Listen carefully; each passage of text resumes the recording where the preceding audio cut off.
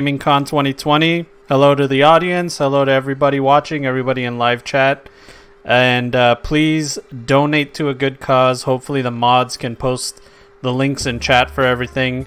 And you can also find information in the About section of twitch.tv/RKORPG, which is where you are if you're watching it live right now.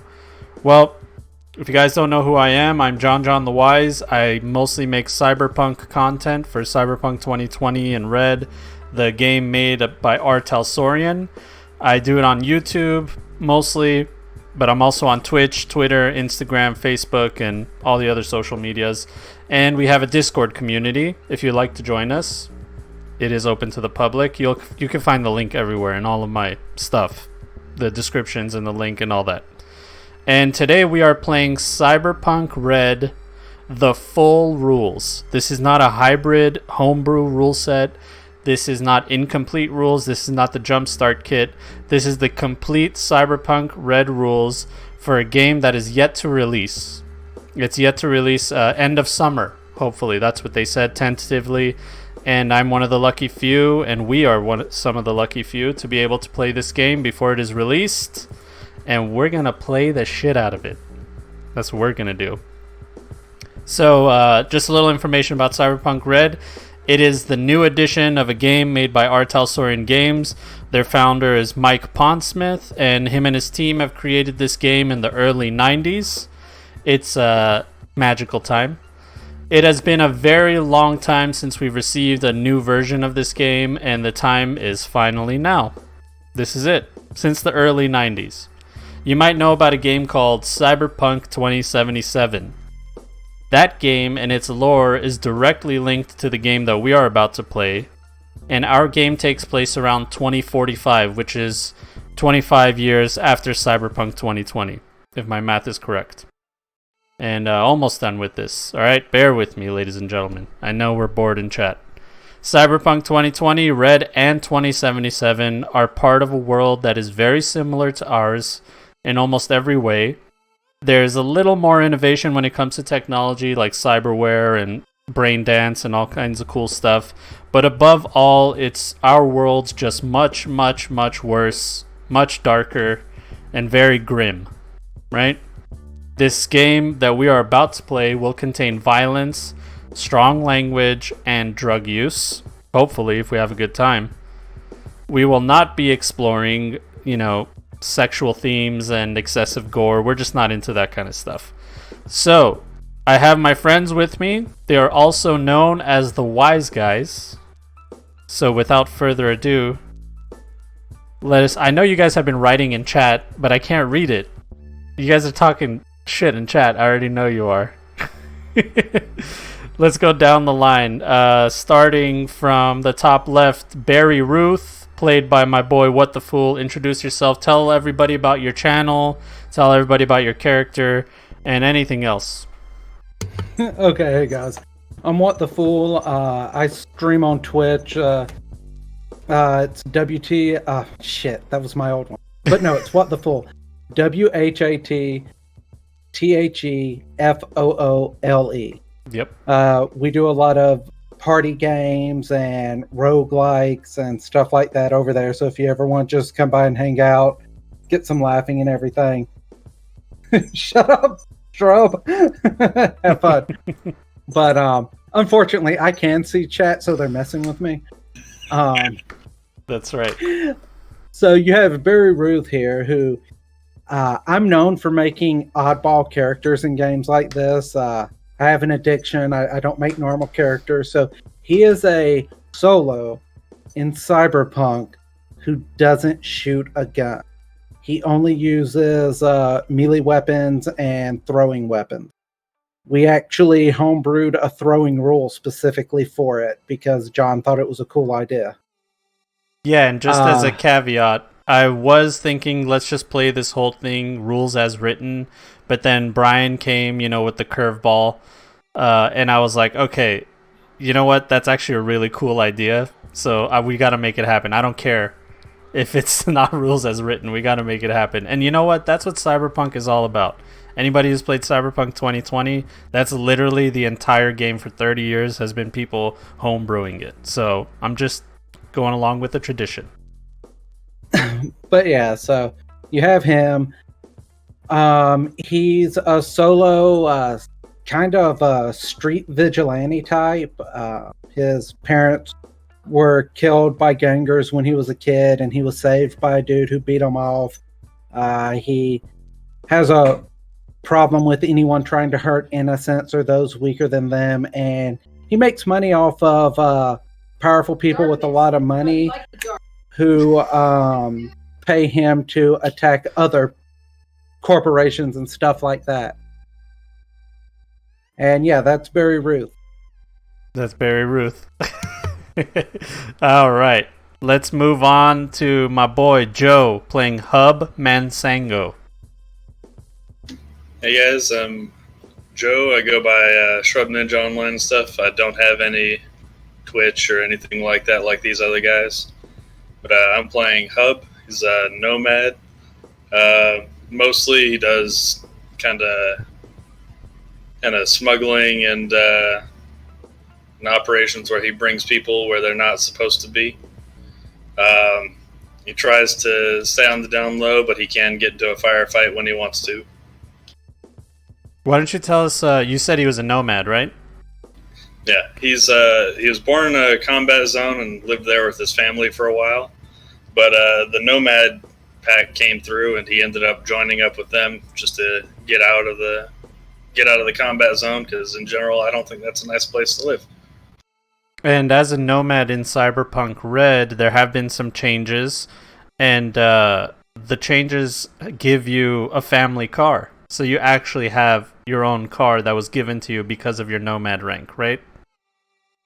Yeah, it's about a middling rank, so I've got a nice car, but just the one. Just the one. It looks fairly plain, like it's not trying to stand out with it since it's mostly used for smuggling and such. But it's got like bulletproof glass and hidden compartments and a couple other fun little surprises. Which is all awesome. Over. Yeah, those little like fun things that you can add are all in the book. It's really awesome. They've like totally expanded on this vehicle thing. And does your vehicle have a name? No, I don't think he's the kind of person who'd name his car. He tries to be pretty subtle about all that. Boo. Yeah, fuck that guy. Yeah, dude. Come on. Alright, moving on. No, I'm just kidding. Do whatever you'd like. Let's move on to Sam Ectoplasm, played by Jimbles. Yes. Totally not Wrench from Watch Dogs 2, but is. The only difference is, like, imagine all the metal spikes are actually multicolor shifting LEDs and stuff like that. He's got fingerless gloves on because it's a 90s setting, because why not? All the tattoos are basically just light tattoos. He's got, whenever his hood's not up and he pulls it back, he's got tech hair that sticks out into a color shifting mohawk. And of course chem skin as well, but you know.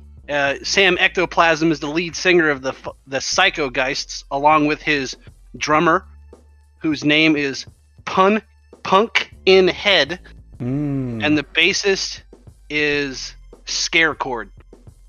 Pumpkin Head, of course, wears a cyberpunk-looking pumpkin-style mask, and Scarecord is the bassist, and he looks like your typical goth ghost face type, like the Crow, I guess, kind of. Wait, he's not like a scarecrow? Yes, he is. Thank you. Okay, I was like, I thought that's what you were trying to say. Scared cord. Yes, and then he grew up in a combat zone. Basically, his most of his family, he never knew his parents. The only friends and family he has basically are the drummer and the bass guitar. The bass guitar is a little bit younger than him. Kind of treats him like a little brother. The drummer is just basically like your old typical Sid Vicious style Sex Pistols punk guy, because he's like the old dude that's been around in the scene in a long time. And he's like, when he first found Sam Ectoplasm, he's like, oh, I see a lot in this kid. And then we started the 3-piece punk band, which their music style is a mix of Rage Against the Machine, Sex Pistols, and thrash metal all together and stuff. And he is extremely anti-government and all that shit. So Nice. I like it. All right. And you're playing a rocker boy, right? That's what you said? I am playing a rocker boy, yes. Okay, cool. Awesome. Now let's move on to the netrunner of our group, Black Adder, played by DG. I'm DG Rage Riot. You can find me on Twitter, Instagram, Twitch, YouTube, TikTok, all the good places on the interwebs. Fellow content creator, cyberpunk, sci-fi enthusiast. I am playing a netrunner this evening by the name of Black Adder. He's a freelancer, works for hire, works alone, until now, obviously. Mm-hmm. Corporate execs, black projects. I get my programs by stealing them from other netrunners that I brain burn or, build them myself, program them myself. Lots of rival netrunners out for my head because I'm just so goddamn good. Raised on the streets, step up from a gang family. Wasn't really a family because I pretty much alone, so that's a good amount. Sum it up for my netrunner. All right. Now, in my mind, why you guys would be working together would be Black Adder and Sam Ectoplasm have been getting in a little bit of trouble, sticking their noses in places that they shouldn't, pissing people off. But they have a friend in Hub Mansango, a nomad, who's able to stash them away, get them out of Night City, help them lay low, and with the help of Barry Ruth as extra security, all four of them, buddy, are kind of trying to stay low out of California and straight to Texas, because that's where our game takes place today, ladies and gentlemen. Now, I say we get started. How about that? Now that we know our characters. So, Austin, Texas, 2045. It is the time of the red and the sky is crimson. A constant reminder of the consequences of corporate wars. The streets of Austin are no different from any modern city of its time. There's extravagant living, poverty, crime, police, and every other flavor imaginable. Crime is especially a common flavor. It's like the vanilla of 2045. So it's not strange to see... What are you rolling? Damn it. Where's John? Okay. So it's not strange to see a car chase on 6th Street. And that's exactly what every patron of the local Austin nightlife is witnessing right now. You're speeding down 6th in pursuit of a blacked out luxury sedan.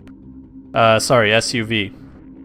They've begun to open fire from the back windshield and side windows. The problem is they have a hostage with them, your VIP. Derek Creel, PhD and the leader of the Central Texas Preservation Society. A nomad group, and unfortunately for them, they're one of the last good guys left. Good guys finish last in the time of the red, and as you pursue your target, you can't help but think Dr. Creel is the next victim of the streets. And I have a beautiful little map here for us guys. And it is here. So let's go over here. Okay. Now the cool thing about CyberPunk Red is they have rules for vehicles. So let me just go to the vehicles real quick and get ours. Sorry, and the bad guys. And I'll be back there. Okay, Joe, that's yours. Joe, you are in charge of this. No, we can't see the map right now. Map is black for us. Out. Really? Yeah. Oh, okay, hold on. It's so annoying. Let's just reset the fog. No, but that's gonna mess up all the other maps. Alright, hold on, I gotta do this one by one. Give me a second.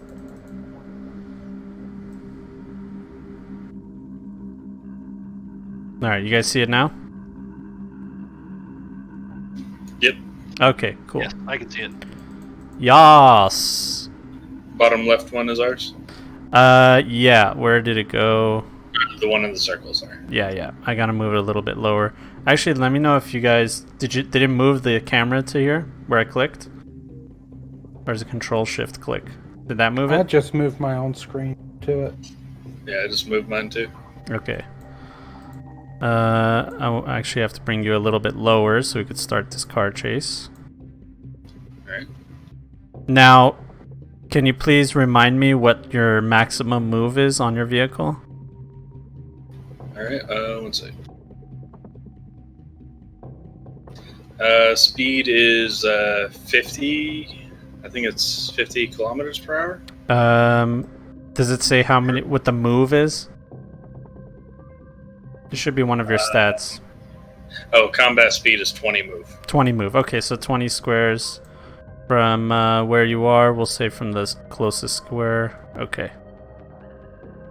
Okay, cool. So let's put this guy over here. You are on the wrong side of traffic, but you are in pursuit of that vehicle, sir. Let me just zoom out a little bit, just so we can all see it. Okay. Now let me get a driving check from you, sir. Alright.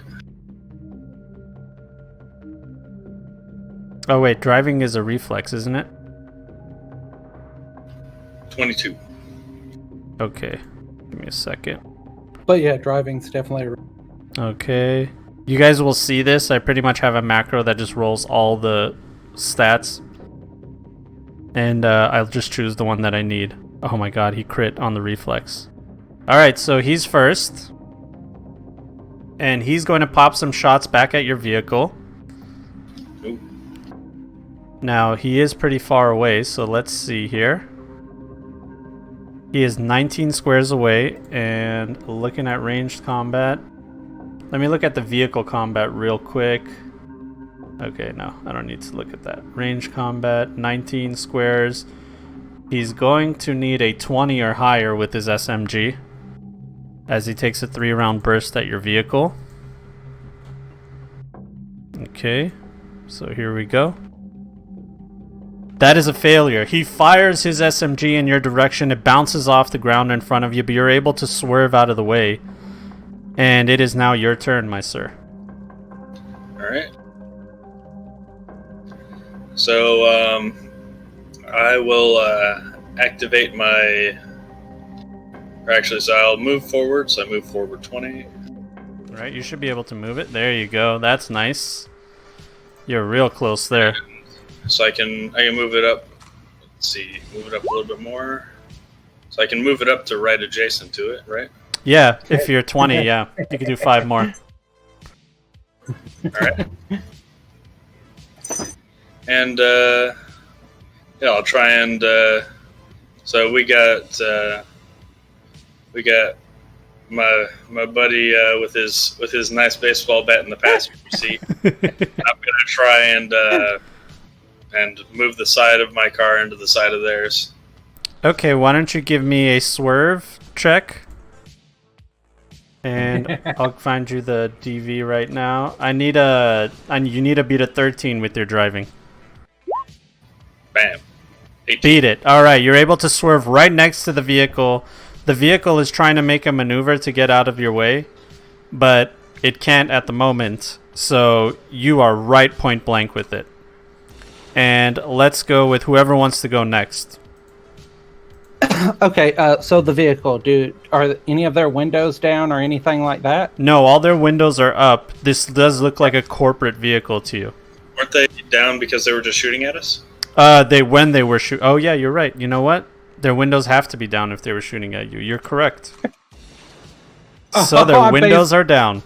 That driver's about to catch a spiked baseball bat to his face. Okay, that is a called shot to a location of a vehicle. We'll call it a point blank. You want to call it even? He has a -8 to evade since he's in the driver's seat, and I have a -8 to hit him. So yeah, just call it a that's pretty wash. much how it would go. So why don't you show me a melee attack? Oh damn! Nice. Let's see if he is able to withstand that.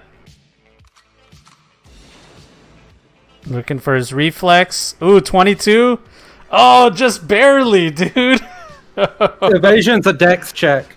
Yeah, oh, it is a dex check. You're right. He fails. He absolutely fails. All right, your baseball bat hits him, and we're going to call it... Let's see, if he's driving, then you hit his head. Yeah. So, let's see your damage. That is double damage. Did you roll a crit? No, you didn't. So, 18 damage to the driver. Okay.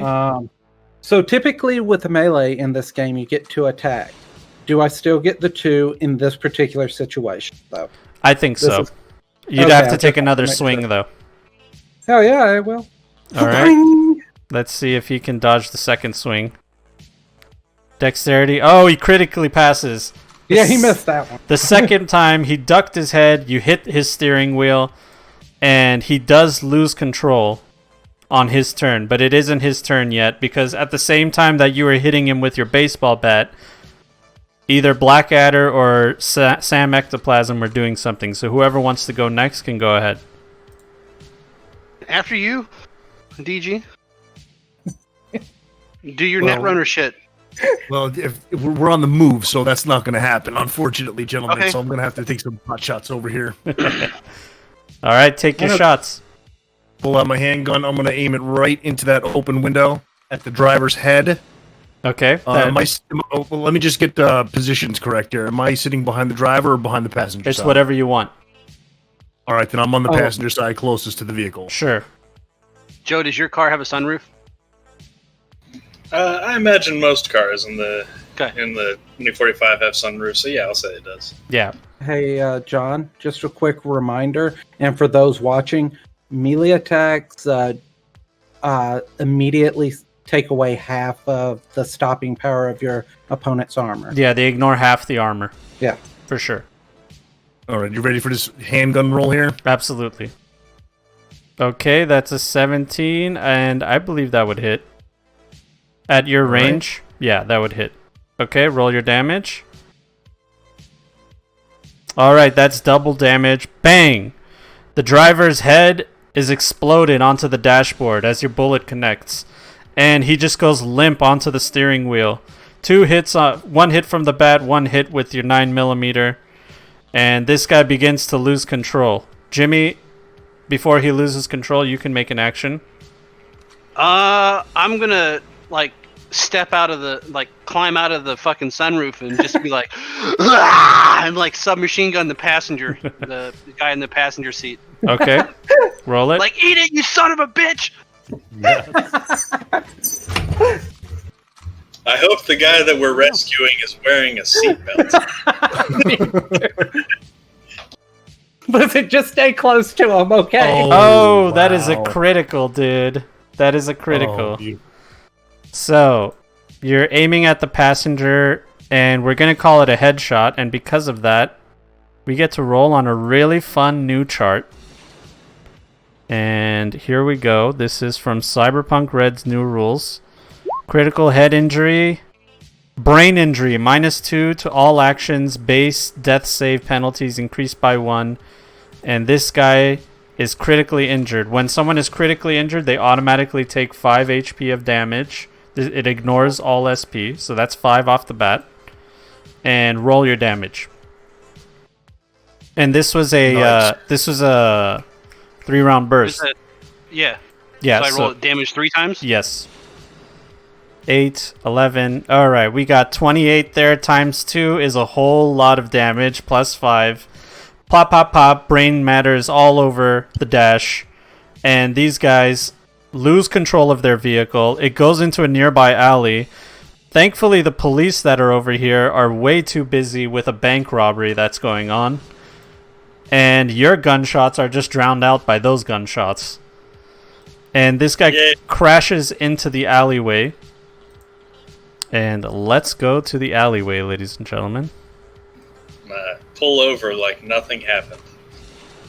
No, e-brake it and spin into the alleyway, dude. Come I'm gonna on, go man. get it. Roast I'm gonna cool, go- dude.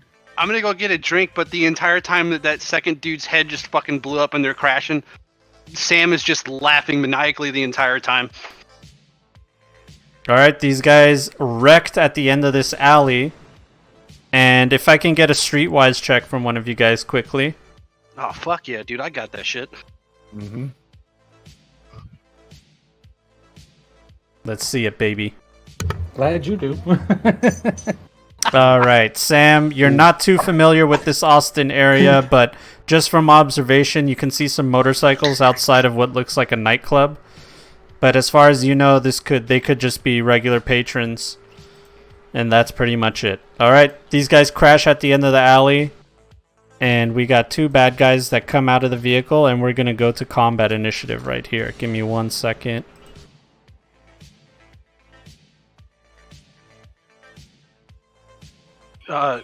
Joe, your character's not allowed to turn off the radio on this car with this soundtrack that's playing. Okay. Because right now I linked that one song, Angel of Death, and now it's playing Slayer Raining Blood right now. I thought you were the speakers, Jimmy. I don't have those yet. Oh. Yeah. And you've got a regular speaker that you're carrying around with you, I'm sure. Oh, okay, fine. I mean, you can buy them. It needs to be a 1984 boombox on his shoulder, about 4 feet wide, 2 feet thick, and 2 feet high. I concur. All right, boys, let's get some initiative going here. I'm going to give you guys a +3. So, John, just so you know, since combat has began, it started, I am going ahead and putting all of my solo points into critical weakness, which will cause me to do +1 per point on my first attack every round. So my first attack every round will be at a +4. Okay, perfect. Isn't that fun, ladies and gentlemen? Those of you listening, we got new rules, dude.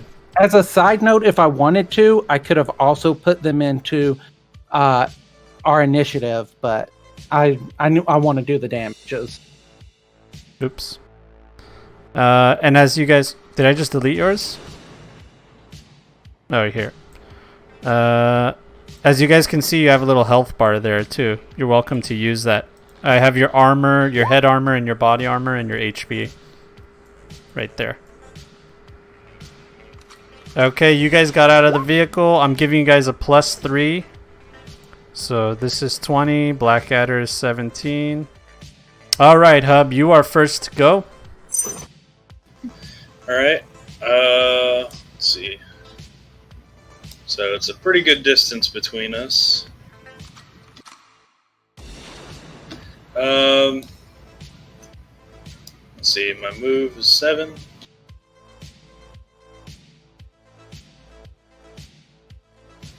Ooh, I can't get from here to more cover, so I guess I'll just move behind this dumpster right here. Okay.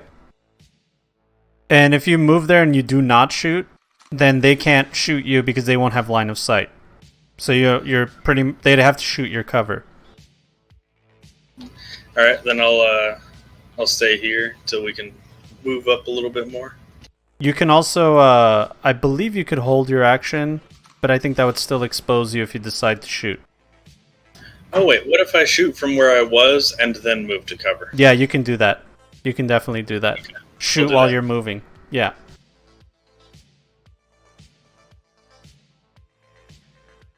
Alright, so that's 50 meters. Yeah, 25 squares. So what are you shooting with? Shooting with my heavy SMG. What's Alright. the range on that? Where's the... You need 20. You need a 20 to hit him. Okay. Called shot would be a 28. Yeah, I'm just gonna do regular shot. Nope, miss. All right. Pop, pop. You fire in their direction and you miss, unfortunately. But you show them that you're the boss. Yep, move forward and duck behind this dumpster. All right, and we'll go to Sam Ectoplasm. Let's see here. What's over here? That's just piles motorcycles, right? Yeah. And then what's each movement? So I have 6 movement. So 6 squares is how far you can move. 1, 2, 3. All right. I don't remember the range on the fucking submachine gun. Son of a bitch. I had that written down somewhere. I don't know where it's at. Yeah, it's See, fine. You would need let's see, from where you're shooting, you would need I believe a 25.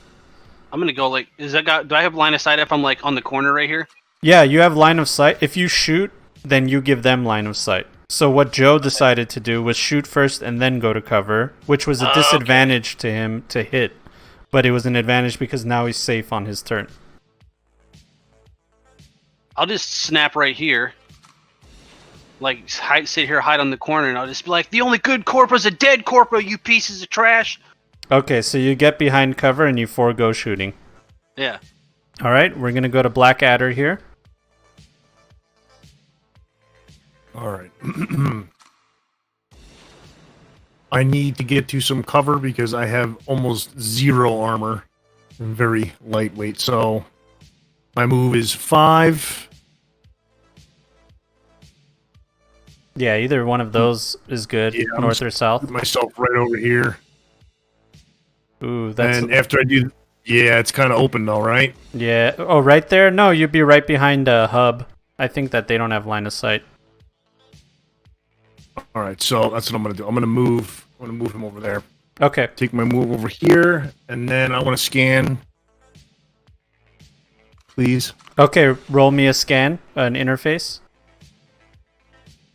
Okay, you do find a node nearby at the nightclub over here.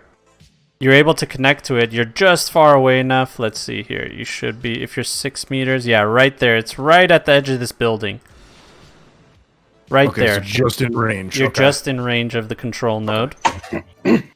And roll me a Pathfinder. Hold on. Which is just another interface check. Yeah, I know. Roll 20's wigging out on me. Hold on. Sure, that's fine. No worries. On. Work with me here. Work with me. Come on. You Take your time, Papa. Take your time. There you go. Oh, very good roll. Oh, wait a minute. We have an issue. What happened? Interface is actually just 1d10 plus your interface. Not Right, your... so I have it. Okay. Yeah. Take intelligence out. So what's your intelligence? My into 7. Okay, so the first one was a 9. It's alright, I'll give it to you. This one was a 13. It's enough for you to see the floors. You see the first 3 floors. Past that, you know that there are more floors in this architecture. But in the architecture that you're in, the first 3 floors, there's a password, there's a black ice, and then there's a control. So I'll write that in chat. Password, black ice, and a control node. All right. You do have one more action. You can go past that password with the back door. Yeah, I'm gonna do that. I'm just trying to set up the automatic dice roll to remove, so I'm not rolling. Yeah, it's all good. Interface. Yeah, so just So roll just 1d10. right? Yeah, 1d10 and add your interface. All right. So 1d10. Okay. 8. Let me see here. It's not enough. Yeah, you get an error, password incorrect, and that would be the end of your turn. Yep. All right, Barry, what can you do? Yeah. So Barry is just gonna take off running. Okay. You can do your run action, which is 2 move actions. I know. Yeah, there you go. And you are right behind that dumpster, safely in cover. Yay! Okay. He slides behind the dumpster. Bad guy number 1 is going to do a little bit of moving. All right. Just so everybody knows, he has 8 moves, so I moved 16 squares. Yeah. Nice. That's what being a solo is all about. Alright. If he goes here, he still doesn't have line of sight. I think he's also going to run and get behind this dumpster here. So he's going to stand right here behind that dumpster. Right here. Just, we'll say he's occupying that space. And then this guy over here doesn't really have much he can do either. Does he have line of sight? No. So he'll go 6 and then 10 over here to hopefully get a vantage point on Mr. Barry White. All right, Hub, it's your turn. He didn't get a vantage point on Barry. He gave Barry a vantage point on him. All right. So I don't have line of sight onto. Do I have line of sight onto the one that's next to Barry, or no? No, you don't. He's also hiding in cover. Is the stuff right here? Is that a like an alcove or something? Or Yeah, is it's that just this is like a shop in there, and like the Okay. people inside are kind of like holed up in there. It looks like the door's open though. No one's locked the door or anything like that. Actually, you know what? Yeah, no one's locked the door, and they heard you guys screech into here. They heard that car screech in and crash into the wall, and so far there has been no gunshots, but people are kind of on notice. Okay, so if we run in there to take cover in there from the gunfire, we're probably not going to be too happy about it. Yeah, but you could take your chances. Maybe they don't want to mess with you. It looks like there's an older Asian gentleman that is it's like a little gift shop, and it's just him and a couple other tourists. They don't look like the gang type or anything like that. No, I forget. In Red, is there a way to like hold your action? Like, Yeah, can I, you can delay my hold. turn? You can hold right now. Yeah, for sure. Okay, I'll delay my turn then. Okay, sounds good. And so then at the end, I think you would go twice, right? Yeah, You or I would can- just declare when you wanted to use your action. That's all. right. You can't hold a move action. Oh, Right. okay. You can't. You can only hold. I'll hold an action to fire if one of them peeks out. Okay. With my Okay. All right, Sam. Let's see what you got. I'm going to. Let's see. I might move, like run right here and dive behind this motorcycle or something. Sure. But then if I run, that's pretty much it, right? Yeah, that's it for your turn. See, the thing is, if you go out and you expose yourself and they start shooting you, well, then they've exposed themselves to the rest of your teammates. Right. I'm gonna do that. I'm gonna run and dive behind this motorcycle. Okay. Sounds good. So like I'm gonna take off running and then I guess just kind of like right here because I'm behind this motorcycle. All right, you're going to roll me a cool check. Any modifiers? Nah, no modifiers. Let's see what Just happens. 1d10. Just roll 1d10 plus cool, right? Exactly. 1d10 plus your cool stat. All right. As you run, jump, and dive behind these motorcycles, you notice something very odd about one of the motorcycles. It looks like the guy left the key in the ignition of whoever owns this motorcycle, the red one that you're right under. All right. I'm about to have a motorcycle, boys. Oh my god. And Blackadder, it is your turn now. All right. Excuse me. I'm gonna move back behind. You said the access point's like right in the corner of the building. Yeah, it's like right here. All right, so I'm gonna move back behind the building to get full cover. Maybe it'll increase my chances, and the dice gods will smile upon me. Let's see.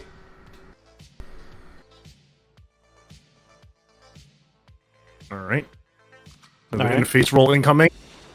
Let's see the password. All right, you made it through with your back door easily. And before you stands a Black Ice program. And let me just get that real quick. Here we go. It is a ASP, an anti-personnel Black Ice program. And what you know about this program is, first of all, it looks like that. Nice little hellhound looking thing. Yep. It looks like that. And what you know about this program is its effect is it destroys a single program installed on your cyber deck at random. Okay? Roger that. All right. So, why don't you tell me what you'd like to do? You have 2 actions. 2 actions. Am I close enough to take a melee swing at this thing? You don't actually in the net. There's actually no there's no distance. You don't have to move or anything like that. You can just do an action. So you can attack this program with any attack programs you have, or you can evade it by making a slide check. I don't want to evade it. I want to attack it. Okay. So I'm going to use my sword. Does 3d6 to a black ice program. Do that interface roll again here. Okay. There we go. Asp. Its defense is a 2, so 1d10 plus 2. All right, it fails against your attack. Roll your damage. All right, sword versus black ice. All right, 7 damage. You swing at this black ice program and take a huge chunk out of its programming. You see pixels fly off of it. It's still standing though, and you have one more action. Swinging for the fences. All right. Do that interface roll again. Oh, beautiful critical hit. Mm-hmm. We're going to call it double damage, which is a homebrew rule that I'm just adding right now in this moment. Love it, love it. And they failed the defense, so why don't you roll your damage? 11, 22 damage is more than enough. You de-res this program, and it disappears into pixels. And that's it for your turn, but... Whoops. Sorry about that. You know, that's the perfect sound to play as he de-reses a... as he's de-resing in the net, yeah. I know, that's hilarious. I actually That's have... a perfect sound to play when Black Ice Program version 2 shows up. Anyway, yeah, that's it. So you are now in the control program. You are able to control. I'll give you a little bit of information. You pretty much have control of the AC system, the ventilation system of the club, and you have of not just the club, this entire like block area, that building, this building, the store, all of them, all of these, even the one you're next to.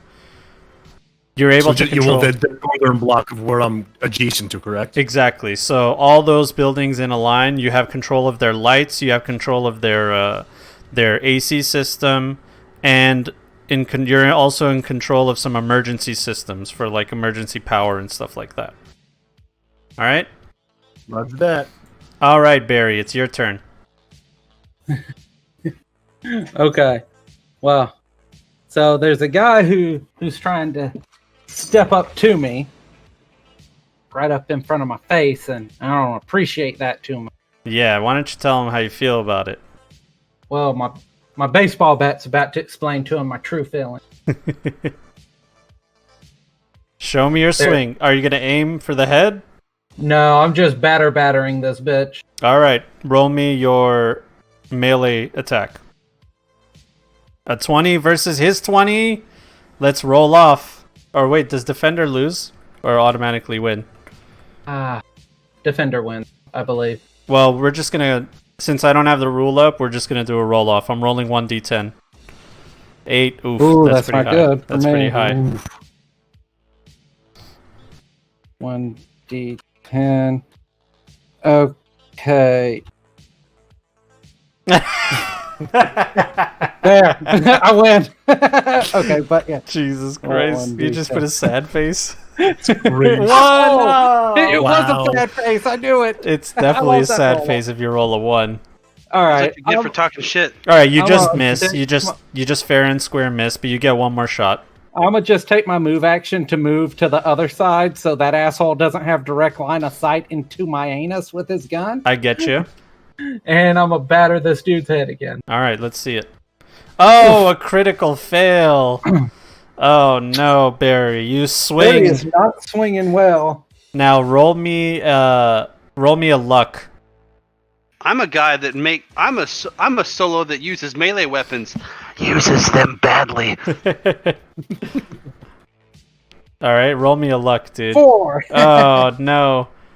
Oh, you're so lucky, dude. I rolled a 1.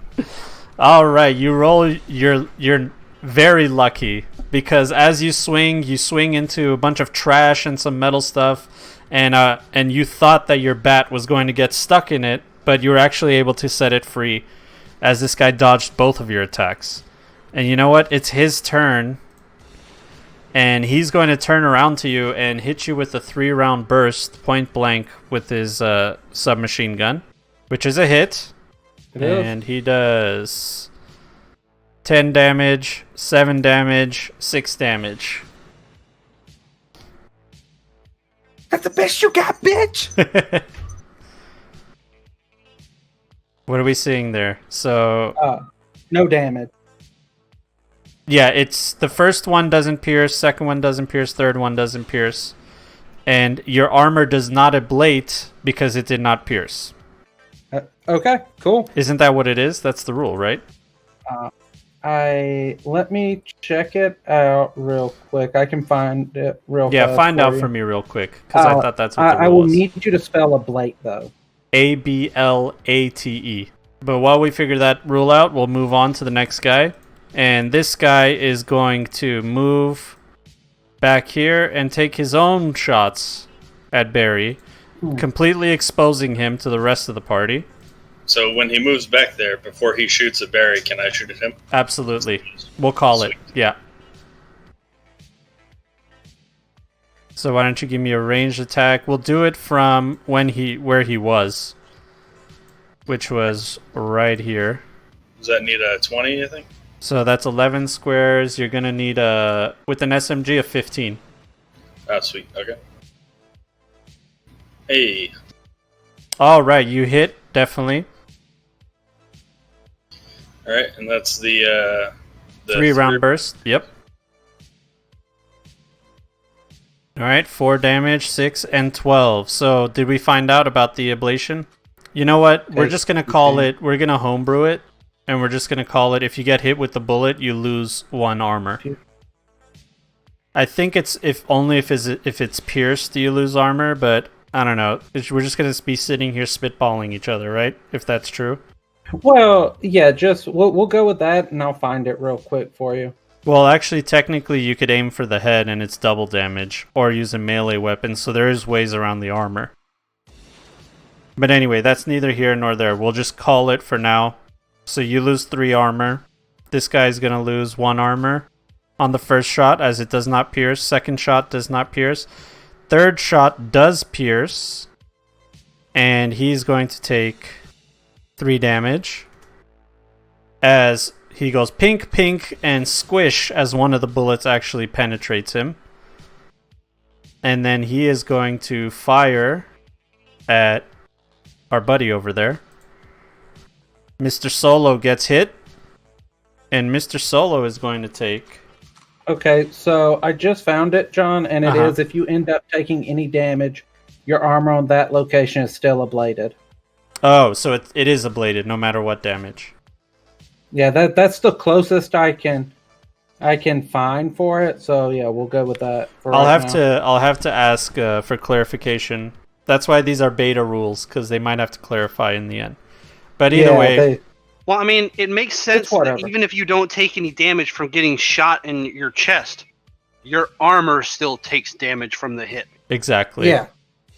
Yeah, that's how I feel about it. I agree. In my 2020 Red Hybrid game, I have you lose 1 health and 1 armor no matter what if you get hit by a bullet. Good old literal Jimmy. But here we go. First 3 shots. So you'll be at -3 on your armor. I'm just going to do that real quick just for my own sanity. Alright, here comes the first shot. 6 damage. Does not pierce. Nope. 11 does. So -1 and then 11. So I take 4. So you take 4. Mm-hmm. I got it, man. Oh, you got it? And then your 7 should be a 6 now. Mm-hmm. Okay, so now third shot is a 7, which will take 1 damage. 5. All right, you're still standing. You're still big, beefy boy. And now it is Hubman Sango's turn, as he held his turn, but he's still on the top of the initiative.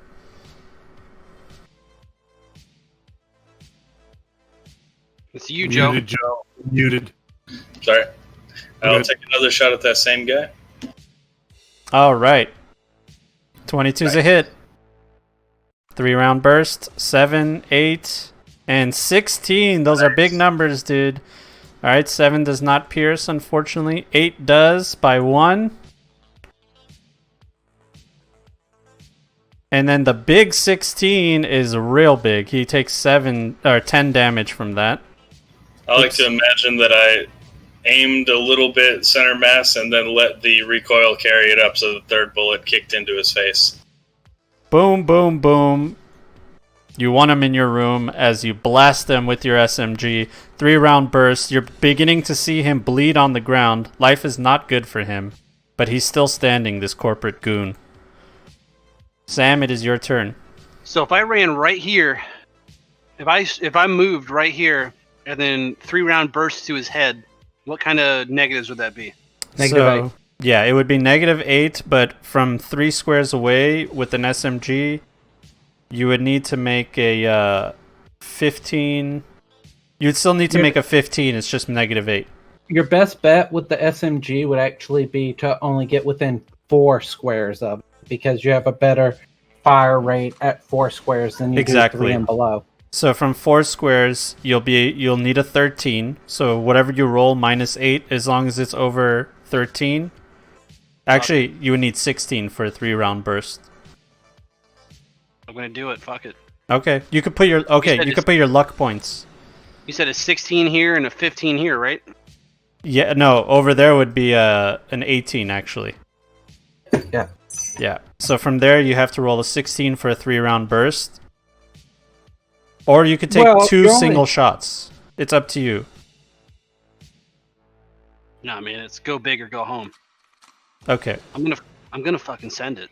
All right. So you need a 16. So whatever you roll -8, you can add your luck if you want. Do you do it before or after you? Yeah, roll? you do it before. So you have whatever your luck stat is. You can use that as a resource. Oh. So like each point of luck you spend adds to the roll, right? Exactly. Fuck it. I'll put 2 points of luck in it. All right. So whatever you roll +2.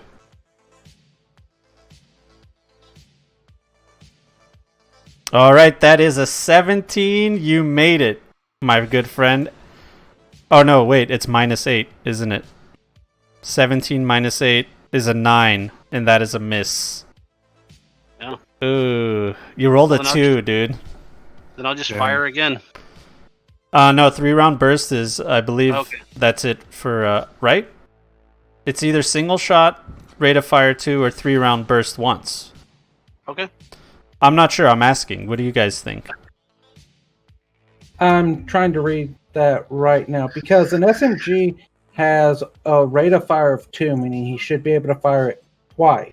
Yeah, and you know what? Whether or not you can do auto fire twice is the question. And I don't see anywhere where it says auto fire itself is a full action. It's just using the auto fire ability of the gun.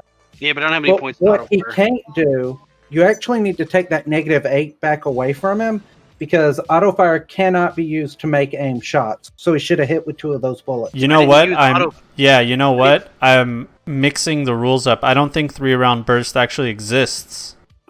It does not. It's only auto fire. Exactly. I think that's where I messed up. I'm messing up the jumpstart kit rules. So, ladies and gentlemen, I made a huge mistake, but it's okay. We're just going to call it. I'm going to grant it to you because it's my mistake. So we're going to say that you connected, okay? And let's just see you roll your damage. You're shooting him in the head. How many times do I roll damage? You rolled 3 bullets of damage, and then we'll double it, and then we're going to give him a nice little critical injury, too. So you said roll damage 3 times? Yeah. 2, 7, 4, so 9 plus 4 is 13 times 2, 26 damage to his head. So, let's see here, that's 26 minus 11 is 15. And then minus 5 for a foreign object that's in his head. At the end of every turn where you move further than 4 meters on foot, you resuffer this critical injury. Alright, he loses 5 HP off the bat. So this guy, you hear ping pang as you shoot him in the head, and I'm going to say that he falls straight to the ground, and he is now prone. And he's bleeding on the concrete. But he's still alive somehow, this guy. Okay. And we're gonna move on to Blackadder. All right. So in my control, AC, vents, lights, emergency systems. Can you list what's in those emergency systems? Yeah, pretty much what it does is it shuts off all the power, or you can restart the power. You can override any of their robotics that are going on. You know, like the nightclub has robot bartenders and stuff like that. Can I surge the power block to make all of the lights explode? Absolutely. Let's get a control check, which is your interface. Before I do that, I'm going to relay to comms because I am now technically out of line of sight from two big beefy boys up in the front. So I want to relay a message to them. Put your night vision goggles on, boys. Lights are going dark. Repeat, lights are going dark. All right, they're able to... So is this going to effectively be a flashbang? Pretty much. Yeah. Yep. Okay. All right. Incoming. All right, that's just enough. You got exactly what you need. You sent a surge through your cyber deck. It connects to the node, and you see all the lights in this alleyway brighten up until they're so bright that they all explode and pop, pop, pop, pop. All these light bulbs around this alley explode, sending sparks into the streets. And these two guys fail their rolls, and they are basically blinded, taking negatives in combat. Alright? You have two more actions in the net. I also have anti-dazzler on my cyber eyes, so I'm good. Yep. Anyone who has anti-dazzle in their cyber eye is good. Yep. Which is every single one of us, I believe. Pretty Yeah, much. I'm pretty sure. Yep. All right, so two more net actions. I'm gonna stay put. That's my turn. I'm done. That's it. Alright, Barry, it's your turn. Oh, I wonder this guy I wonder what I would need to do on my turn to walk in this bar, grab a fucking bottle of something, make a Molotov out of it, and just fucking chuck it on this dude on the ground. I think you'd be able to. this guy who's holding his face and his eyes and everything now. We gonna go ahead and batter up on him one more again. Yeah, we are. He's going to take a -3 to his evasion, so go ahead. 18 to his 12 is a direct connection. Roll your damage, ignoring half of his armor. Boom! So we'll say rounding up, so that's 6 rounding up. Okay. Okay, so 6 minus 13 is 7.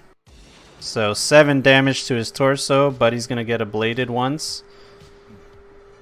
Alright, roll me again. Ooh, critical hit. Oh, critical. Let's see what we got on the critical hit table.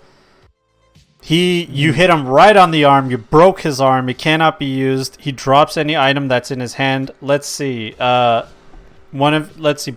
roll me a d6. 1 to 3. It was his gun hand. 4 to 6, it's not. Okay, it was not his gun hand. But he's going to take more negatives when he's shooting if he decides to shoot. So, -5 damage off the bat because of critical injury. And then you rolled 8, which is ignoring half. He's at 5, so he takes 3 more damage. Oh, actually, I just remembered he takes +4 damage from that first hit. Okay. So because I have my points allocated to do more damage. All right, there we go. You smack him in the arm, break his arm. He screams in agony. The second hit hits him in the kidneys, and he's still standing, looking at you, but he's not having a good day. He's going to pull out. He drops his gun, which does not cost an action actually to actually drop your gun, and he's going to pull out a combat knife and attack you with it. So here's his roll, -3. And let's get your evasion on that. So that's a 15. Oh, yes. Very nice. You dodge that. He's going to take another backswing at you with this combat knife. Another 20 -3. Oh, man. You made it. You're able to dodge him with ease as he's blinded and has a broken arm. He's not having a good day, this guy. All right. Does this guy stand up? He does not. He's not able to stand up. And he aims his weapon in Barry's direction. From there, he's going to need a 13, but he has a lot of negatives. So let's see what happens.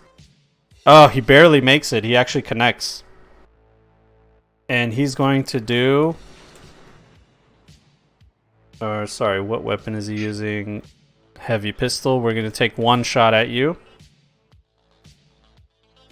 Alright, that's the first shot. 9 damage to you, Barry.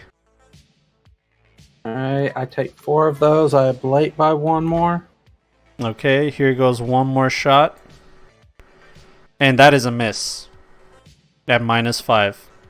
And he fires wide past you. Hub, it is your turn. Alright, we'll take another shot at the... So this guy on the bottom is laying on the ground, and he's not a danger, right? The other guy is? I mean, he shot me, so... Yeah, Oh, he did? Okay, I thought the other guy was hitting you. Okay, yeah. No, that guy also shot. Yeah, but he's critically wounded. Yeah. He's not dangerous, that's the guy that don't have bullet holes in him. Nice. I got him. So I roll 1 damage this time? Yeah, Okay. exactly. So that's the first shot. You'll get another shot. Alright, 14 damage is just enough. You shoot him and you take one shot at him. It connects. You see his body go limp and he's lying in a pool of his own blood. It looks like he's at least unconscious. You do have one more shot, so you can take a shot at this guy with your second shot. Yeah, I'll do that. Yeah, you're gonna need 14 squares. You're gonna need with a pistol, or is it an SMG? They both use the same skill. They both use the handgun. Okay, you're gonna need a 20 to hit. You could get a little closer. Alright, never mind. I miss. You miss. You fire Never mind. across and miss him, and it is Sam's turn. I'm gonna go right here. I'm gonna go, and I'm just gonna single shot this dude in the back of the head. Alright, point blank range. You need to beat a 13. It's -8, so you need to beat a 13. Was it -8 because I'm so close to it? Because it's a called shot. to the yeah, back of the it's a head. called Any shot. Called shot is a negative Well, I don't 8. mean I'm gonna shoot him in the back of the head. I'm just running up behind him and I'm gonna blast him. Okay, That's what I mean. so you just need to hit a But 13. I'm gonna walk up to this dude, right? And I'm just gonna.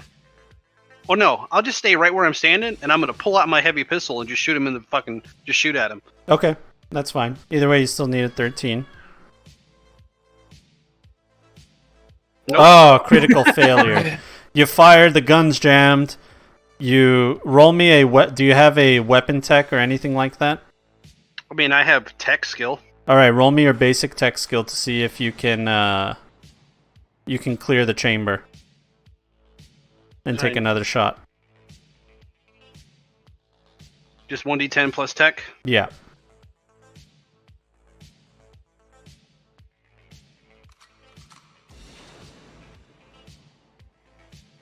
All right, nice. Roll me another d10. Because you rolled a 10. All right, so 22 is what you rolled, and that is beautifully done. You're able to take another shot at him. You were able to clear the chamber. Okay, that hits. Roll your damage. 14 damage. -9 is a 5. Boom! You blast this guy in the back. You see blood trickling down as the bullet exited and hit the wall behind him, or in front of him, as he's facing your buddy. And that is the end of your turn. Blackadder, what you got for us? All right, so back up. 4 net actions again, right? We cleared the password. Black Ice is dead, and there's the control, and that's it, right? There are no other levels in the architecture. There are more levels, you just don't know what's past there. You don't know what the next level would be. You don't know what you're walking into. Well, we're walking into the unknown. All right? Ooh, Black Ice program. Nice. All right, let's go. Let's find a nice little black ice. That is it right there. Okay. Give people a little preview. And what you see in front of you, my friend, is called a WISP.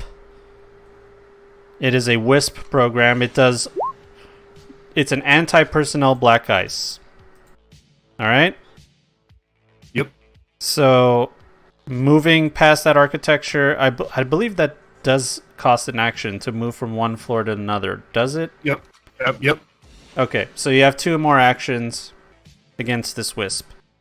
All right, I'm swinging away. Sword. Okay. All right, interface roll incoming. All right, 14. Whoops. Versus 7, that is a connection you hit with your sword. All right. Incoming versus black ice. Oh, that's a lot of damage, dude. It's still standing there, but you're seeing it's glitching out. All right. Last net action. I'm going to take another swing. Go ahead. All right, versus his roll, which I don't think he's going to make. Nope, doesn't make it. All right. You de-res this program easily. It disappears from the net. And that's it for your next net actions. Done. All right. Moving on to Barry.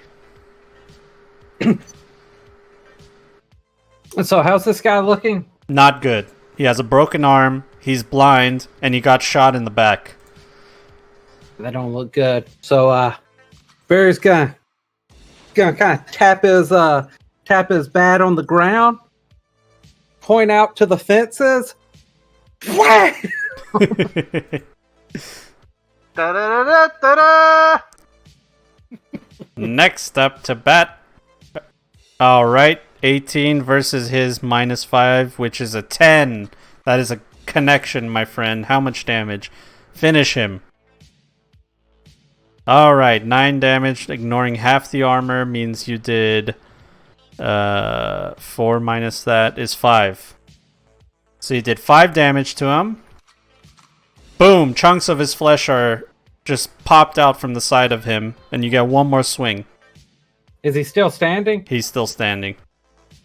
These guys are well armored corporate goons. They're not chumps. That's fine. Yeah, just that's why I letting you know. swing twice. Yeah. And don't be afraid to do called shots, alright? Alright, 18 is definitely going to be a hit. I don't think he's going to beat that. No, -5, he will not beat that. Roll your damage. Okay. Minus half of that is 4. So 4, 6 damage. Alright. Alright, this guy is barely standing. He falls down to 1 knee as you smack him, and he kind of raises his arm to try to defend himself. And let's see if he's going to be able to make his will check. Oh, I could do it from here. When both of those hits go through, like when Barry catches both of them, you're just gonna hear Sam go, "Oh, oh!" All right. He does not make his will check. He does not have the will to keep on fighting, and he will forego his turn. This guy needs to also make a will check. Wait a minute, that asshole's still alive? I for real thought he was dead. Oh my god, he critically rolled, dude. This guy does not want to die. Oh no, wait, he did die. He did die, right? Yeah. Well, you never told us if he was dead. You said he looked. No. He's dead. He's dead. Sorry. I shouldn't have. I forgot to take him off the order. He's deader than hail, son. Yeah, no, he's dead. All right, Hub. Combat is pretty much over. You guys have this guy surrounded. He's a bloody mess. He's given up. His buddy is dead. And your VIP is in the back seat of the vehicle that has crashed at the end of the alley. I'm stealing shit from this guy. From this guy? Like I walk over to the dude that's dead on the ground, and I kind of just like I kick his body over, and I start like like rummaging through his stuff. Yeah, you find on him and his buddy Just 180 eddies, which is the currency, Euro bucks, and he also has an SMG. The guys we're dealing with in meat space are dead. But when does Blackadder ever deal with stuff in meat space? True. This is true. Good point. Well said. Well, his his cunning helped you guys with like pretty much making a flashbang go off in this alleyway. Yeah, it was nice. It was brilliant. All right, so Joe, what were you saying? I'm just checking to see if the VIP is okay in the backseat of this car. He's had better days, but there he is. Dr. Creel, he's in the back seat, hands tied behind his back. He's kind of hogtied, and he has tape over his mouth. Oh, when Barry also walked away to go check on the doctor with Hub, but before he left, he handed Sam Ectoplasm the baseball bat and left him alone with this living corpo agent. So yeah, I took the guy's knife and just passed Sam the bat as I walked off. Very nice.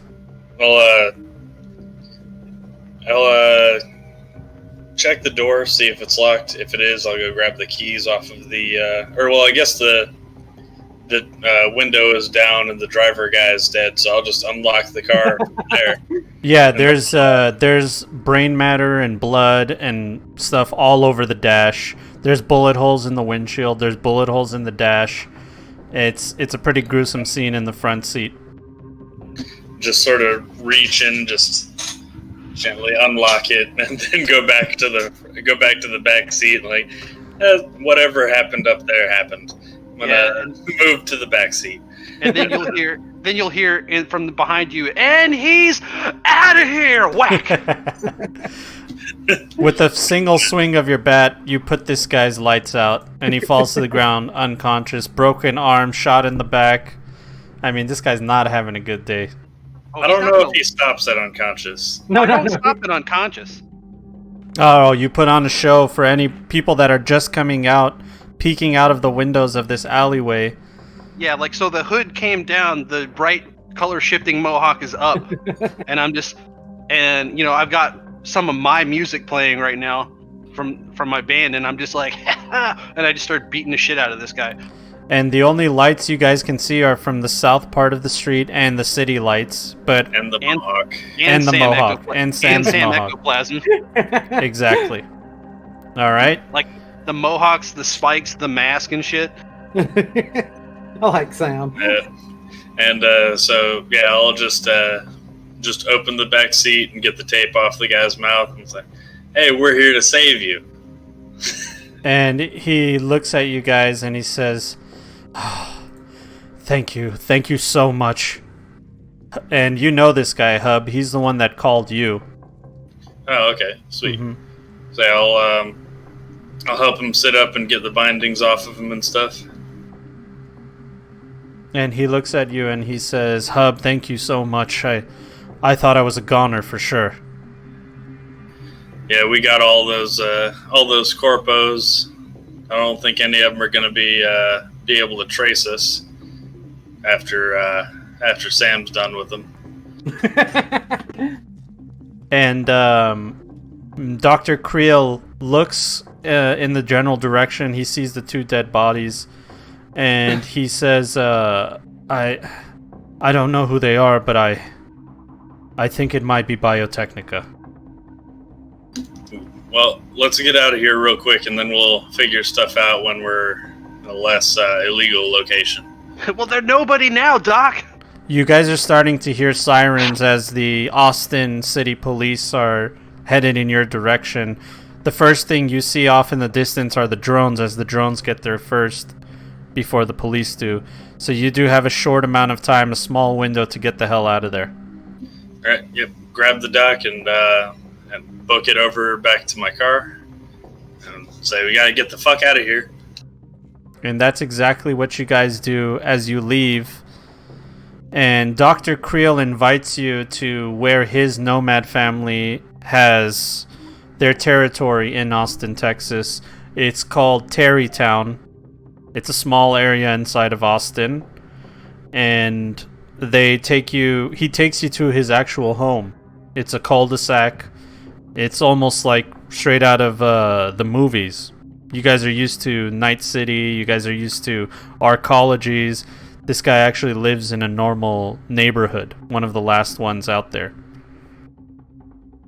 So he invites you guys to his home, and inside is the Central Texas Preservation Society, and they're a nomad group that originated from the University of Texas at Austin. They were alumni from there.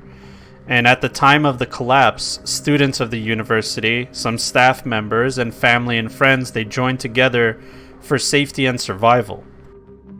And once they settled into their new family, they got the bright idea that they would dedicate themselves to preserving the history of Central Texas, including the artifacts found within their jurisdiction. So they're trying to be good guys, unfortunately for them. And you guys are sitting down at Dr. Creel's table and having a meal. And while you're doing that, Barry, one of the engineers is working on your armor jacket, and one of the medics is trying to patch up your wounds. You're not hurt that bad. Oh, dude, those were tickles. But yeah, can you fix that? And they do a great job. They heal your armor. They pretty much mend your armor back to what it was, strengthening it, and the bullet holes are still there, but it will be able to withstand any kind of combat. And Dr. Creel looks at you all, and you're quite a crew. A net runner, this guy with a mohawk, a nomad, and a psycho solo that uses a baseball bat. And the crew, the people around you are a little bit wary. They're looking at you guys, and you're kind of the rough type. They're not used to you. These guys are scholars, they're engineers, they're people that, they don't go around shooting people, basically. Hey, good news. I don't shoot people either.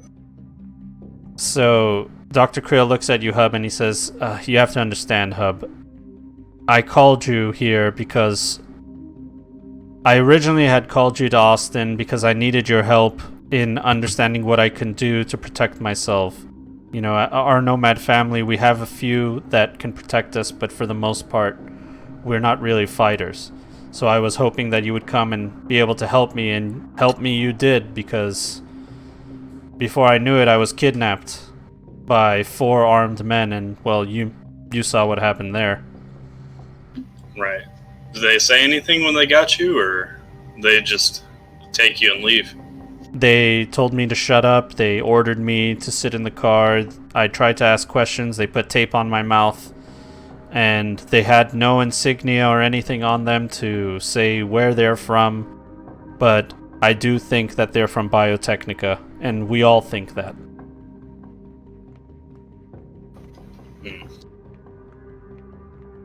You see, 40 miles north of Austin, there's a place called the Galt Site. It's from the... we found it a few years ago. And the University of Austin, Texas... what is it called? The University of Texas at Austin. We were tasked with digging at this site.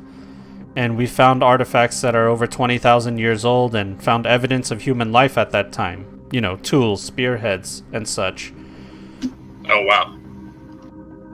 And as you know, we're a preservation society. I mean, it's all that we do there. But suddenly, a month ago, the Austin City Council terminated all our permits for no apparent reason and asked us to leave.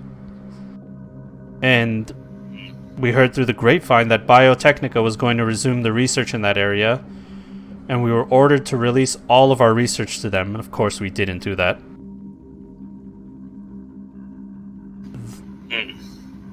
There's no...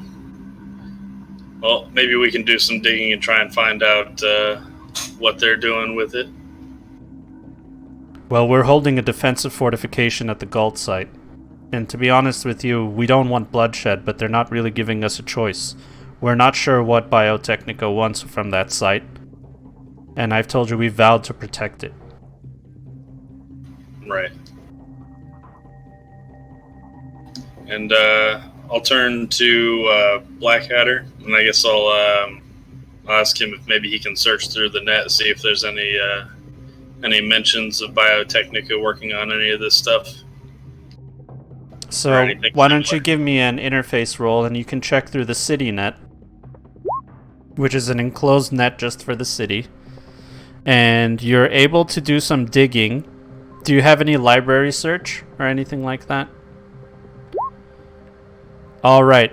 Going through public records and some news articles and a little bit of net running, hackery, you're able to find out some information about Biotechnica. You're not sure if it's related, but they have just purchased new labs around the Night City area, the East Coast, is part of the Dixie Belt, and now they're opening up a giant lab in Austin, and it's unclear what this lab is for, but it is in line with these other labs.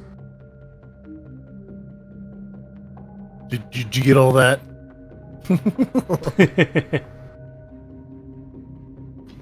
All right, so it sounds like maybe you want to check that out, get a closer look. Yeah, why don't you give me another library search to look closer?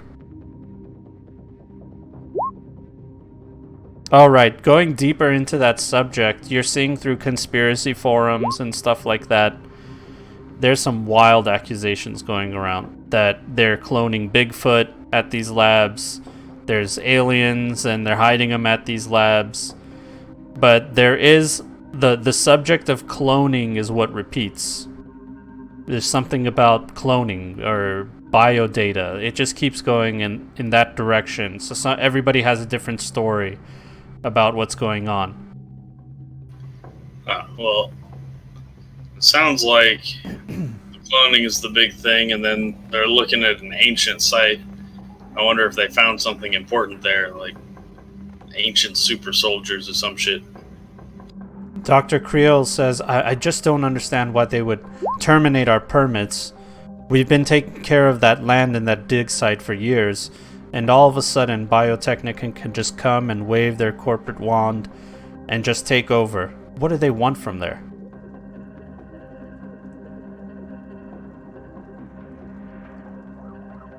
What's the most recent thing you found there? Well, we found tools, and we did find some spearheads and some pottery, and we did find some chewing gum, or what people 20,000 years ago called chewing gum. It's this weird composite material that they used to chew on back in the day. So, probably that. I don't see why they would need the chewing gum. Don't you put it in your mouth? And somebody from behind him, a young lady, pipes up and says, Derek, they're trying to clone ancient people, is what it looks like. Hey! Give the girl a cookie. And she says, please tell them. They need to know. And Derek says, I forgot to mention, but we've lost 2 of our family members. They've gone missing. We don't know if it's connected. Elena Covey and Jeffrey Denbo, they were leaders just like me. They were the only people I could have trusted in this world. And they've gone missing. Thanks for telling us. Well, until I was abducted, I didn't think that it was relevant. Do you know where they went missing? Is it near where they picked you up? They live in Terrytown just like we do, so most of the time if they venture deeper into the downtown area, anything can happen. The people in this house, they start moving on. You see some of them are starting to leave. And Dr. Creel stands up and he says, What do we do? I don't understand what to do. If I go out there, they'll just kidnap me. Like they did last time. They want us all dead. That's easy, Doc. We go out there and we kill him first. That's fair. Not wrong. And as you guys are having this conversation and everyone's cleared out, you guys are kind of the only people left with Dr. Creel. There's that young lady that's with him. It looks like she's kind of like an adopted daughter or something. And you hear a knock on the door. A heavy knock on the door. And so, And Really? Dr. Creel says, I'm not expecting any visitors. Is there a peephole at the door? Does he have the cameras? This is the far future, so we do have everything connected to like a ring cam, pretty much. I'll say clap like, okay, Google Home, Yeah, activate cameras. when he says I'm not expecting anyone, if there's kind of like anything to stand behind, Sam just kind of pulls out the submachine gun and is like this, pointed at the door. And the woman next to you, she pulls out a shotgun, a sawed-off shotgun, and she puts it against her forearm and puts it on the table. I'm gonna just walk over to the door and stand off to the side of it as they pull up the cameras to see who's at the door. There's one person in a suit outside. Looks like he has cyberware and he has cyber eyes with sunglasses on. And he's just standing there looking at the camera, looking around. And he knocks again, firmly on the door. does he look similar to like his outfit to the guys who were in that car just now that we just fought? Well, yes, but that's only because those guys were... actually, no, he doesn't look similar to them, because those guys were like security guys with like helmets and full gear. This is just a guy in a suit. Okay, so I'm going to open the door, and when I do, I'm just going to grab him and slam him up against the wall. All right, let me get a grab check, which is just a melee attack. It's an athletics roll. An athletics. But either way, it'd be the same. And I'm going to give you a +2 because of ambush. Okay. All right. Nice. He thought he was quick, but not quick enough. As you grab him, and you grab a hold of him, and you have this guy. He's trying to writhe and move out of the way. Dr. Creel kind of helps you. He also adds to it, and you just grab him and you pull him into the house. Yeah, just keep him held. When this guy comes to and kind of like looks up, if he like looks up, you have him pinned up against the wall, right? Yeah, pretty much up against the wall in the house, you know. When He like, says, kinda what is this? Yeah. What is this? Yeah, there's also from right behind the doctor and Barry there's a submachine gun right in his face.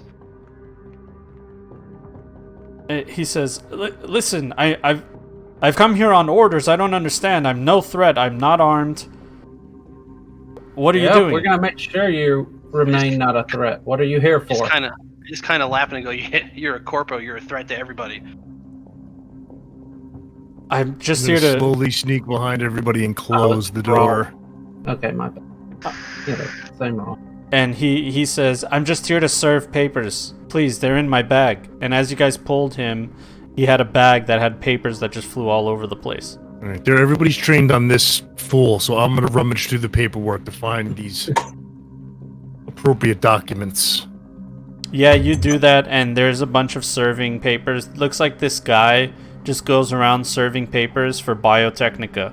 They have their company logo and everything on the top of all the stationery, and this guy is just a guy that works for that company. He goes around serving people. It's a normal job, and that's exactly what this guy came to do. Also want to search the bag in case there's anything funny hiding a boot. Why don't I get a awareness check from you? There's actually A reveal object, right? Yeah, I'll do that. I'm Conceal good at that. reveal. Yeah, conceal reveal object. That's the one. Got Okay. a 15. All right, that's good enough. You find a hidden pocket where it looks like this guy's got a little bit of a drug problem. Sweet. Oh shit! He's got some synth coke in a secret pocket. Take that out and just set it to the side. I immediately look over to Hub and say, "You gonna share that?" And then Sam reaches over and grabs the bag of synth coke and looks at Blackadder and goes, "I got you, man." And Dr. Creel says, "Please, gentlemen, not here." And, I still have this guy lifted off the ground, pushed up against the wall. And this guy says, I don't know whose that is. It's my friend's bag. I'm borrowing his bag. Please just don't leave a bad review." I mean, it's mine now. so say, I guess I'll wave over some of the other guys who aren't holding this guy against a wall. I'll say, just sort of whisper to him, "Do you think we can get this guy to take us to Biotechnica? Maybe find those missing people?" I don't know. I mean, maybe he's just a low-level employee. And he says, whoa, I don't know anything about any missing people, okay? And No, we're whispering that he can't hear it. Oh, he can't hear it. Okay, sorry. What he can hear is Sam go to Barry and go, "Hey Barry, you still got that knife you got off those dudes we killed?" And Barry responds with, "Yes, lots of them." So he says, "Are you gonna let me go, or are you gonna kill me? I don't understand what's going on here." Undecided. Please let me take a look at his hardware to see if he's worth anything first before we off him. All right, Yeah. you look through his identification. Why don't you do a library search for me? I grab one of those knives and I kind of like lift his sunglasses up to the top of his head with it, and I was like, I kind of like that left eye he's got right there, you know? Jesus. It looks really expensive. Calm down. Hub is beginning to question his partnership with this man. He says, "Please don't cut my eye out," and he's obviously scared. Blackadder, looking through the city net, you find this guy's LinkedIn profile, as you can say, and basically this guy's just like a low-level employee. If we were to say it in like gaming standards, he's like a corporate level 1 or 2. So I'm gonna ask Blackadder if maybe he can use that guy's ID, modify it so that maybe we can get in without having to shoot our way in. All right, we'll get back to that. Before you do that, Dr. Creel, he pulls you Hub aside and he says, "Hub, if anything happens to this man, then Biotechnica has all the reason they need to take over our site. And the city, while they've taken a backseat and tied their hands to this whole situation, they've called it a civil matter. This will make them have to get involved." Is the doc saying that out loud? No, he's saying it to Hub. So you guys are still doing your thing, talking about coke and holding Trying to cut out eyeball, you know. Yeah. Well, We can. Barry isn't going to let him cut his eyeball out right I'm now. not gonna cut his eye out. I'm just scaring the guy. Jeez. I know. So I'll tell him, say, "Don't worry, Doc. We'll at the very least take him away from here before we do anything. I think we might be able to use his ID to get into Biotechnica, see if we can find your missing people. That way we don't have to cause a big ruckus when we go looking."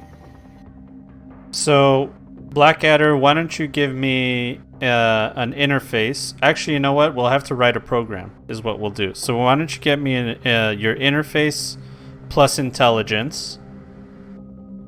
Okay. And I have a DV in my head for what I think you would need to do to pass to write a custom program. All right, so interface is 1d10 plus my tech. No, its interface is 1d10 plus your interface, but then I want you to throw your intelligence on top of it too. All right, so that would be a total of plus 14. Which, by the way, for people that are watching, this is like a homebrew thing I'm doing. It's not in the rules. Oh, critical pass. Roll me another d10. All right, 29 is what you rolled, basically. And that fully surpasses anything in my mind, obviously. You have created a program that is identical to the program required to create these ID badges. So basically, you can make an ID badge for all four of you with your pictures, with your names on it, and you'll get the same clearance level as this guy. Unfortunately, he's only clearance level 2, which is The highest is 10 plus, and this guy's a 2. You can get in the building, you can get into most areas, but don't go snooping around places you're not supposed to. Is basically what it is. Just get me to an access point. And you can go to work with your cyber deck there, and with some materials, you can easily make some ID cards, just some plastic and stuff like that. All right? Do it. Sweet. So while you do that, that would probably take you about 4 hours to complete. Okay? All right. So while you're doing that, what's next? I guess. I know Barry and I are just scaring the shit out of this dude. Actually, so he needs some time, right, before we let this guy go? I mean, what do you mean by time? It's going to take You me said- 4 hours to write this program, but before I sit down and write that program, I'm going to walk right over to Sam and be like, yo, I need a bump. I got to get this done. Well, I mean, the thing is, does he need to keep the card with him the entire time to write the program? No, he doesn't need the card. No. Oh, okay. Yeah. Well, in that case, once everybody's done rifling through the guy's stuff and we have it all back now, what those papers say again? So the service papers that he was going to serve you was basically saying that Biotechnica, with the permits that they have, legally can take over the site, and that's exactly what they're going to do. Tomorrow they're going to go and take over the Galt site, and this is a warning that they're authorized to use force. So while he's making those batches, I can go out and drive around and sort of case the place and see where they've got the strongest security and stuff. We'll toss homeboy out on his ass. Okay, you toss Since him we out. can't kill him or anything. Before we do that, I do need Blackadder to make a resist torture. Do you have resist torture? I believe it's at a 2, No. right? You don't- Resist I don't have- drugs, torture. It's a will save then. Okay, it's a will save. Why don't you give me a will? So 1d10 plus will. Yes, exactly. Right. All right, perfect. You pass. The effect of the drugs is. No, that's me. That's me. Because Sam. Sam and Blackadder take a hit of this stuff. Oh, okay. But So Sam, That's Sam. you are under the effect of synth coke without the secondary effect, so you're good on the secondary effect. Ooh. Adler's fucked up. Black I Adler. can't handle my drugs, dude. Let me open up the book real quick. Oh, you should have put points in resist torture and drugs, dude. I should have, but I didn't. It's all right. I don't think synth coke's that bad, but we'll find out right now. I critically failed. I rolled a 1. Oof. I put ranks in resist torture and drugs because Sam does drugs all the time. Okay. I don't do them all the time. It lasts 4 hours, so that's good because you need it for the 4 hours. For the duration, the user's reflex is increased by 1 point. In addition, they are prone to paranoid ideation. Oh, so every normal day of life in the net for me. Okay, that's Yeah, great. exactly. In fact, you don't know if you're in the net right now or not. Nice, even That's better. what's going Good on call. right now. And unfortunately, you failed the secondary, so you aren't. It says you're addicted to synth coke now, but I think that's a little too harsh, to be honest with you. I've always thought CyberPunk was a little too harsh on the drug consequences. So Give I'm. you a few times a felon before you're addicted. Yeah, in my few times a opinion. felon, please, few times a felon. So just so that you guys know, rules as written, he would be addicted to synth coke right now, but I'm going to say he's not, but he is. His reflex is lowered by 2 for 4 hours. Okay? And that's what's going on. Thankfully, you don't need good reflexes, as you're just working away, making this program. Alright, you guys throw this guy off on his ass, and you realize that the address of his that his card leads to is actually a strange little spot. It is a nightclub up north and a lab down south. So let's pull up your vehicle. Let's get your vehicle out. There. You guys can only see the street, right? You can't see inside the buildings? Correct. Yes. Correct. Yeah, okay. Let me get your vehicle back. So they're casing the joint, right? I'm still technically back over at Creel's house. Yeah, technically right now you are. So Barry... I'm amped up. So when, yeah, I guess we're all going. I thought Joe was just doing like a case thing, but we're all going. Fuck it. I mean, technically you could be doing it in the back seat of the car. Yeah, why not? You could do it on your cyber deck in the backseat of the car while you're in the It's our city mobile net. base. Yeah. If you're talking, Joe, Joe, if you're talking, you're muted.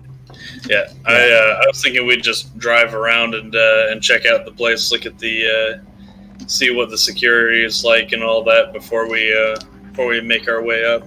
Yeah, so you guys haven't disembarked. I'm just putting your tokens here. Just do a lap around the block. Yeah, so you should be able to have control of the vehicle. Just put it where you want it to be parked. And that's where we'll say it is before you disembark. Where are the where are like the guards and stuff positioned? So this is just a busy street. You're seeing people walking. There's a lot of foot traffic. This lab is completely blacked out windows, heavy security doors, cameras outside. And then this nightclub has a few cameras as well. And then there is a bouncer right there. And he is watching the entrance of the nightclub. Alright, so it doesn't look like there's any overt security on the building that we're sort of heading towards. Yeah, no, it doesn't look like any overt security at all. Cameras, anything like that? Yeah, there's cameras all over this lab. And that's pretty much all you know. I mean, Blackadder, he could pause what he's doing to look at and see if there's any control node here.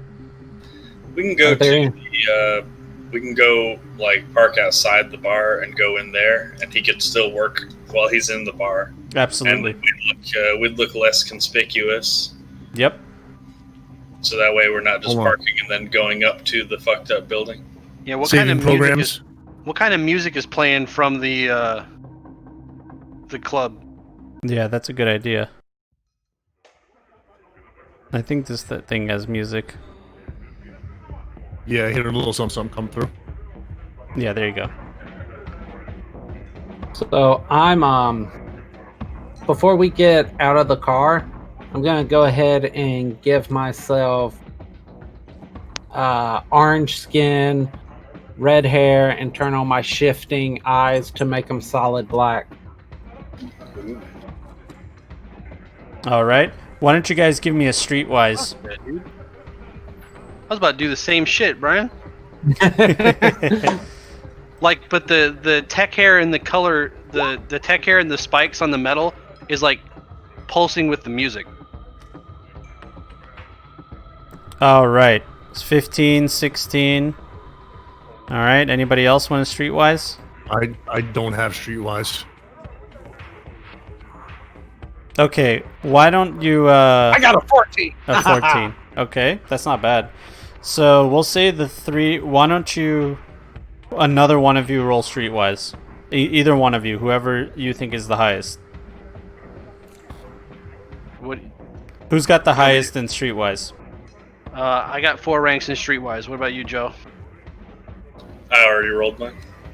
No, he wants one. Roll again, Jimmy. Oh, What's your cool and what's your streetwise? Yeah. my streetwise is 3, and 3? my cool is 6. Alright, So fuck it, I'll 9. roll it. Okay, go for it. Okay, perfect. So you guys start having a conversation about this place, trying to figure out what it is. You remember that it's called The Storm. And you guys start talking about it, having conversations, and one of you remembers a rumor. And then that reminds the other person. And as you guys are having this conversation, it seems like there's a rumor that people get really drunk here and they kick them out, but then they're not seen ever again once they're kicked out of the club. I mean, their family members are looking for them. Their workplaces say they never showed up to work, and their cars are parked in the parking lot nearby, and they're just gone. The club has been under investigation, but they weren't able to find any evidence of the club doing anything other than kicking them out. Okay. So who wants to volunteer to be bait?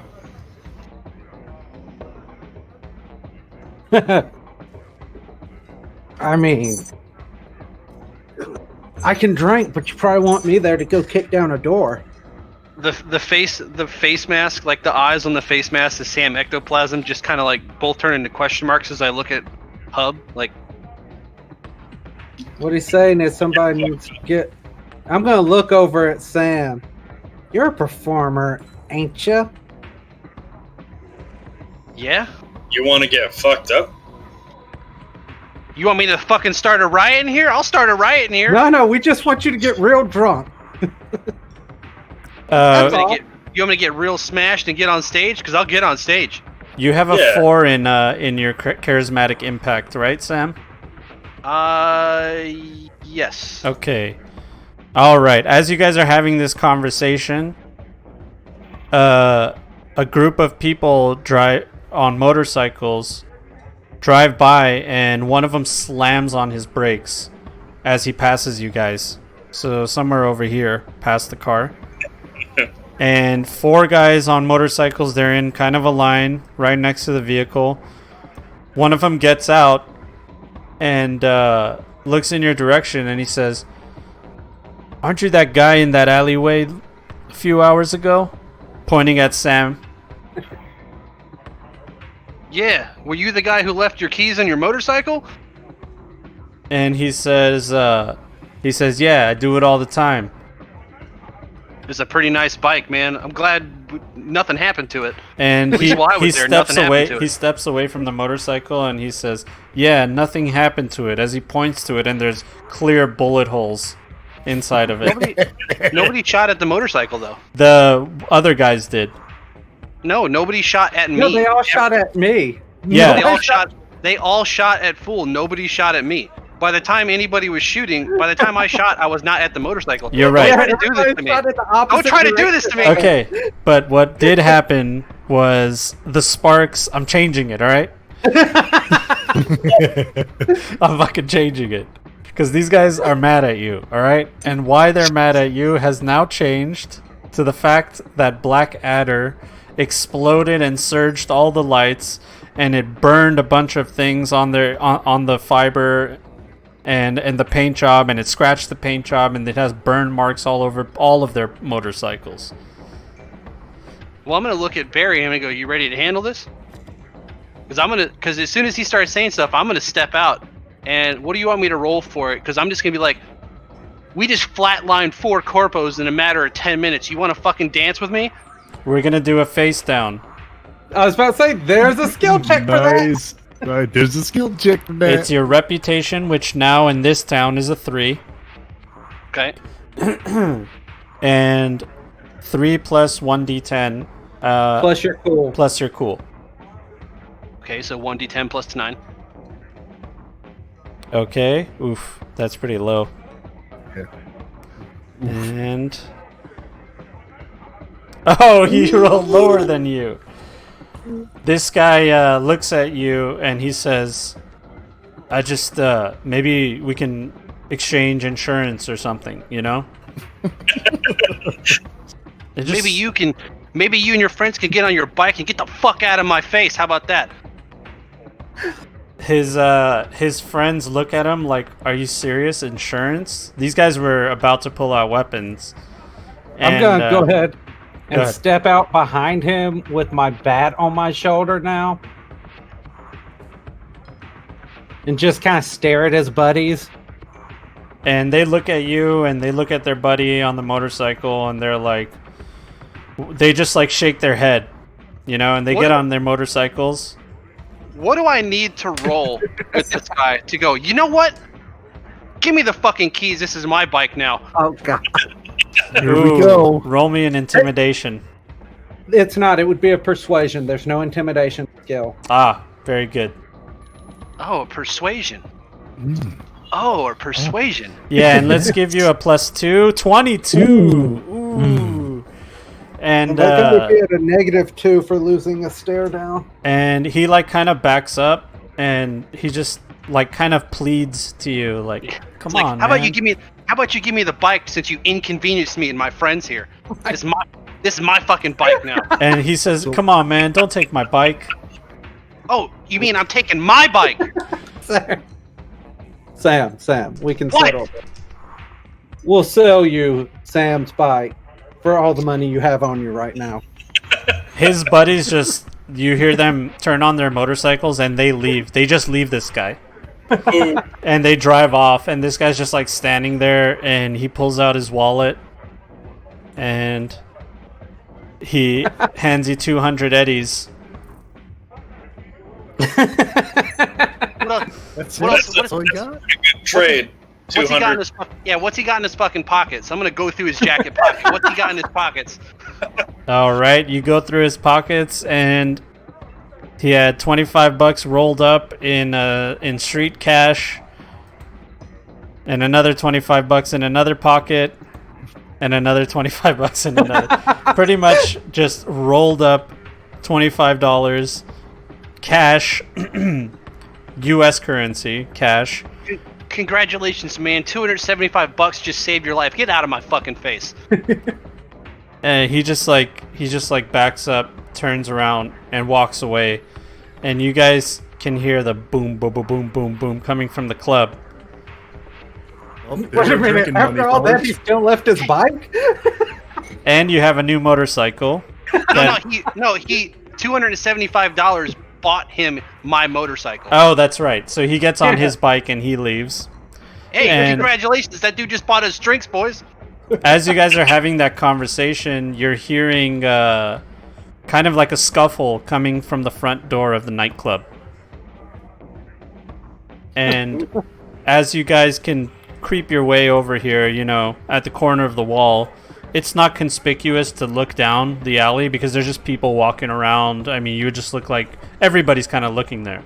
And it looks like these bouncers are pulling some really drunk dude out, and he's like cussing at them. "Fuck you, man. You guys are Nazis here, man." And he's like, I could still drink. I got 2 livers, man." And they're like, yeah. They pull him, and you see them take him. They open this like wooden gate over here and take him behind it and kind of disappear. Ooh, that might be our ticket, boys. Is that a sleeping bag over there? Yeah, sleeping bag. Yeah, it is. Yeah. So you guys want to go check that out? And as you say that, ladies and gentlemen, this is where we will have to end part 1 of the Wise Guys Cyberpunk Red session. Unfortunately, we only have a 2-hour time slot right when the story was getting a little bit juicy. I know, right? It just started getting interesting.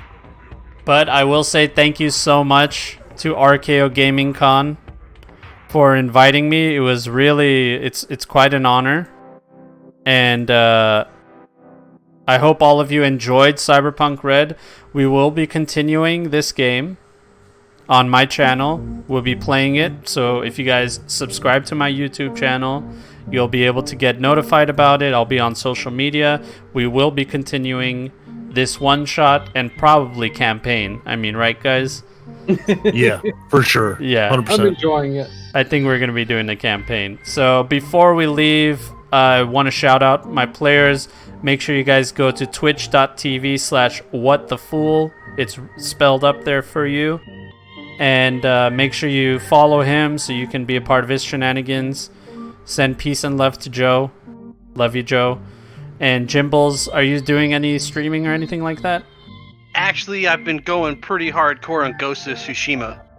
There you go, ladies So and gentlemen. So make sure you follow him on Twitch as well. It's spelled up there, Jimblesaurus Rex. And my boy DG, Rage Riot, follow him on Twitch and Twitter and YouTube and everything. He's going to be going deep into the EVE Online universe. Is that correct? Yes, it's EVE 2.0 mobile. EVE Echoes coming on the 13th of August. It's going to be It'd be intense. So if you guys are into that kind of stuff, then hit that follow. And please donate to a good cause. We'll have the mods write that in chat. Please show the link to all the people, please, where they can donate to keep archaeology going. And we will see you guys on the next one. I really appreciate it. Big thank you to Artalsorian Games for giving us these rules ahead of time. And the story continues. Goodbye, ladies and gentlemen. Oh, wait, before we say bye, did you guys want to say anything? Bye! No. I Bye. wanted to say that I missed gaming with you guys a lot. Yeah, me Yeah. too. Yeah. If you've enjoyed these shenanigans, you should go check out JonJon's channel. We have a full stream of our first Wise Guys back in Night City. I 1.0. missed the Wise Guys 100%.